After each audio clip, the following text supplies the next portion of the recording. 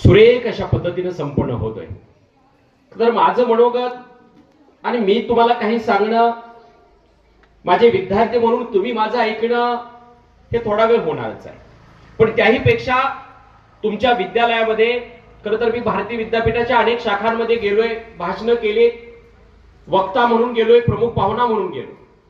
पण आज खंडोबाची वाडी हे गाव इतकं छोटं, मी मगाशी ऑफिसमध्ये सांगितलं की इथं येण्यापूर्वी बाळासाहेबांचे आता स्वीय सहाय्यक म्हणून काम करतायत सचिन सरांचा माझा संपर्क झाला। सर मी खंडोबाच्या वाडीला जातोय म्हणल्यानंतर त्यांना इतका आनंद झाला।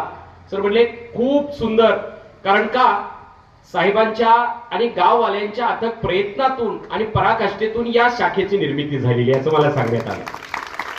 आणि सर म्हणले तुमचं मनोगत त्या शाखेमध्ये होणं हे विद्यापीठाचं भाग्य असे शब्द त्यांचे आले, कारण एकेकाळी या शाखेमध्ये शिफारस लागायची साहेबांची ऍडमिशनसाठी। विद्यार्थी मित्रांनो, साहेबांची जयंती आपण साजरी करतो हे आपलं दुर्भाग्य आहे। खरं तर साहेबांचा वाढदिवस अनेक वर्ष आम्ही साजरा केला, पण आज जयंती दिनी आज बोलणं हे दुर्दैव आहे।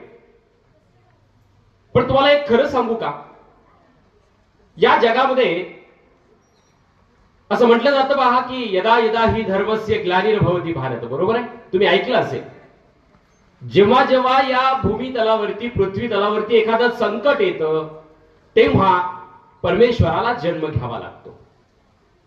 कंसाच्या संहारासाठी भगवान विष्णूंनी श्रीकृष्णाच्या रूपामध्ये जन्म घेतला, रावणाच्या संहारासाठी रामाने जन्म घेतला, अखंड महाराष्ट्राचं कुलदैवत आम्ही ज्यांना म्हणतो ते छत्रपती शिवाजी महाराज।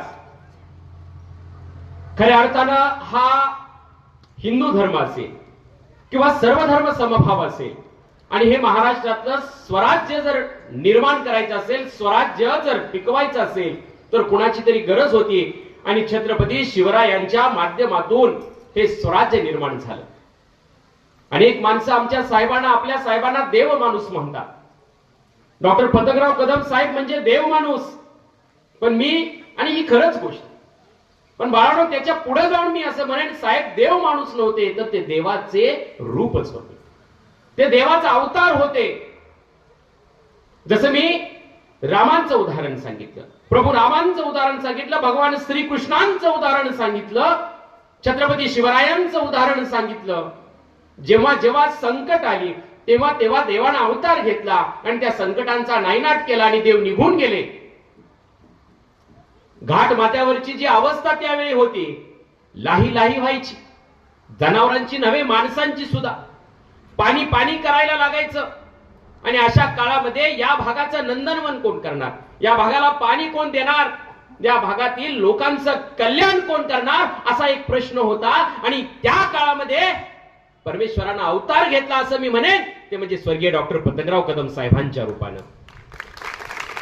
बघा विचार करा, आम्ही नेहमी सांगतो काय, सोनसर मध्ये साहेबांचा जन्म झाला, 500-700 लोक वस्तीचं छोटंसं गाव, एका टोकाला आपल्या सांगली जिल्ह्याच्या त्या गावामध्ये साहेबांचा जन्म झाला। आणि त्या सोनसर मधून बयाई आणि श्रीपतरावांचं कुटुंब, 8 लेकरांचा जन्म, आणि या कुटुंबामध्ये केवळ एकटेच नव्हे तर सर्वांना सुशिक्षित करणं, केवळ घरातलीच माणसं नव्हे तर भागातल्या सर्व लोकांचं कल्याण करणं हे काय आहे, हा केवळ ईश्वरी अवतारच करू शकतो असं माझं ठाम मत आहे। आणि म्हणून मी म्हणेन साहेब देव अवतार होते।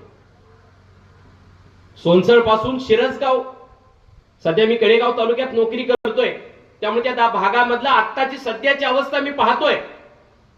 सोनसर पासून शिरसगाव असेल, चिंचणी असेल, तिथून कुंडलचा वसतिगृह असेल आणि तिथून पुण्यासारख्या शहरामध्ये जाणं आणि त्या शहरामध्ये 10 बाय 10च्या खोलीमध्ये भारतीय विद्यापीठ म्हणून बोर्ड लावणं आणि लोकांनी म्हटलं हे बोळातलं विद्यापीठ आहे, बोळातच विसर्जित होणार, आणि तरी सुद्धा भारतीय विद्यापीठ जगाच्या कानाकोपऱ्यापर्यंत पोहोचणं हे एवढं सोपं नव्हतं।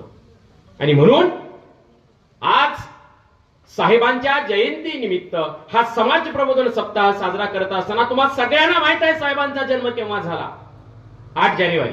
हो, साहेबांचा स्मृती दिन आम्हाला माहित आहे, पण बाळानो, हे सगळं तुम्हाला सांगितलं जातं. मला तुमच्याशी आज वेगळ्या पद्धतीनं साहेबांच्या विषयी बोलायचं. जेव्हा शाळेमध्ये आमच्या वर्गामध्ये आम्ही 2 ओळींच्या मधलं जेव्हा शिकतो ना, तेव्हा आमचं खरं